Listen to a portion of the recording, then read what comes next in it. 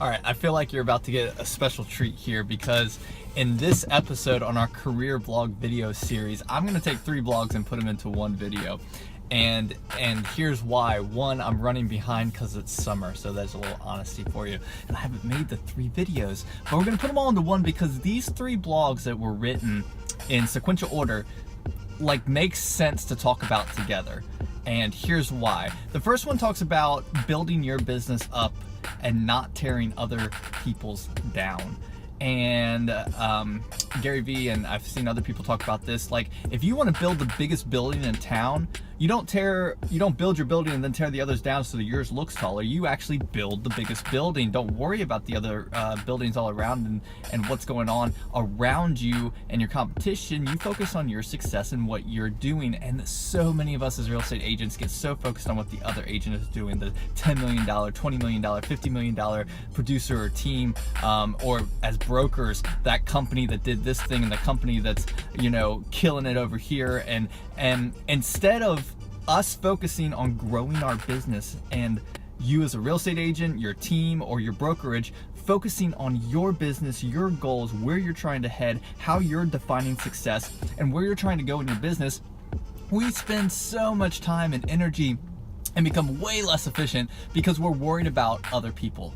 We're worried about what's going on around us. We actually take time and focus and just spend a lot of depressing negative energy about the businesses and the competitors that are around us. And I'm not saying you don't need to know your environment, know your competition, know your industry, know the ins and outs and the people that you are in business against, for lack of a better term. But really in real estate, we're collaborative with co-broking and all that kind of stuff. We want to have good relationship with people that work at other companies, other realtors in the business. We want to have good publicity, if you will, good name recognition, good rapport with all of our colleagues that are in the real estate industry and in the realtor field. So I say this loosely, you need to understand your market and your competitive market and the business around you, but you gotta focus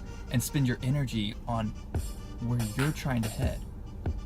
Define success for you, not by somebody else's standards. Define success and move towards that success by building the biggest building for you, your company, your team, or you individually. Your business needs to be focused on your business. And it's so easy to fall into the trap too of looking at other people's goals and going, oh man, or by compared to them, compare. Stop comparing. Stop comparing. Do what you do. Have the self-awareness, know your goals and where you're trying to head, and stick to that path. And almost every time you'll find success if you do that. And the other 2 blogs that we're talking about is really some ways that you're trying to grow that building.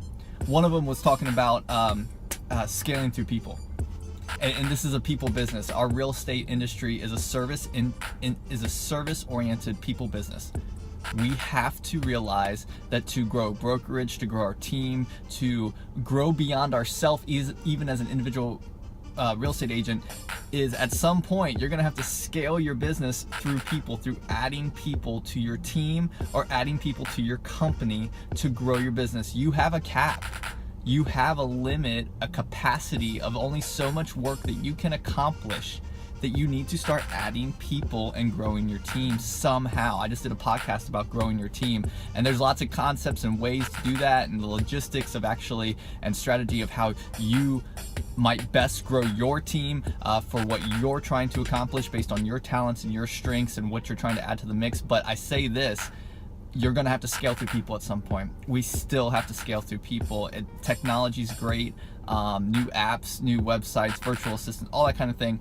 All that is good. More efficiency, more productivity, more effective output in your day-to-day can be increased by really buying into technology, not only just in the marketing side, but in the production side and scheduling side. You can improve you and your business a lot through technology, but at some point you still hit a capacity level, you still hit a ceiling to break through. You got to scale through people. And if you're going to grow your business at all, the last blog I talked about was having time and patience. You must look at the long game. You have to be in this for the long haul. You have to look at a macro level, at a bird's eye view about long-term success and not sacrifice in the short term when you have long-term goals.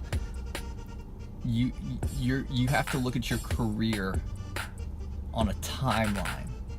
Now, that doesn't mean losing focus on the present and looking at the short wins and having the momentum built from short gains, but all that needs to compact and exponentially increase towards your long game goal, your macro career goal. And you can't sacrifice in this moment of time if it's going to hurt you in this long time. You got to be in it for the long haul. This is, and especially in real estate, you got to be thinking 5, 10, 15, 20 years down the road, not just this market and the great market that we're in now, but realize the downturn's coming. There will be a cyclical downturn. It is historical in real estate. When you look over the last 50 years, there will be a cycle down, whether it's a heavy crash or even just a slight downturn, increase in supply, decrease in pricing, whatever it is. Are you ready for it? And you got to think and do things now that prep you for the long term to still be successful in your business even when the market is down. Are you doing those things?